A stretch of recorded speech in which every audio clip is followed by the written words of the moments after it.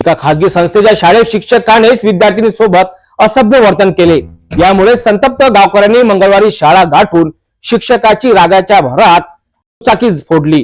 पोलिसांनी शिक्षकाला पथरोड पोलिसांनी सुद्धा बंदोबस्तात सुरक्षित ठिकाणी नेले। अचलपूर तालुक्यातील पथरोड पोलीस ठाण्याच्या हद्दीतील एका खासगी संस्थेच्या शाळेत हा प्रकार घडला। अचलपूर तहसील अंतर्गत येणाऱ्या शिंदी बुजुर्ग येथील एका खासगी संस्थे अंतर्गत चालविण्यात जाणाऱ्या एका कनिष्ठ महाविद्यालयातील विद्यार्थिनीचा शिक्षकानेच विनयभंग केला। इंग्रजी विषयाचे शिक्षक असलेले संदीप पासपोर याने 9व्या वर्गात शिकणाऱ्या विद्यार्थिनीचे विनयभंग केल्याचा गंभीर प्रकार उघडकीस आला आहे। कुंपणाने शेत खावं असा प्रकार येथे घडलाय।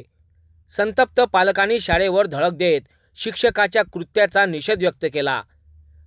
शिक्षकाला आमच्या ताब्यात द्या अशी मागणी सुद्धा जोरदार करण्यात आली।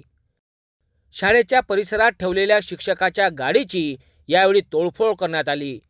घटनेची माहिती होताच पथरोड पोलीस स्टेशनचे अधिकारी तात्काळ घटनास्थळी दाखल झाले।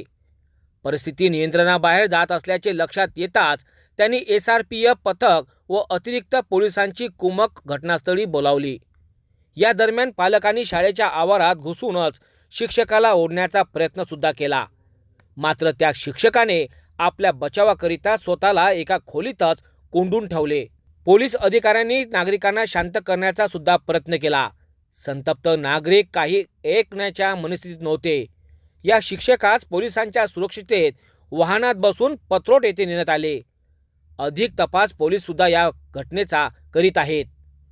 आचार्य देवो भव असं मुलांना शिकवलं जातं। या शिकवणीला काळीमा फासण्याचं याच शिक्षकाने काम केलंय।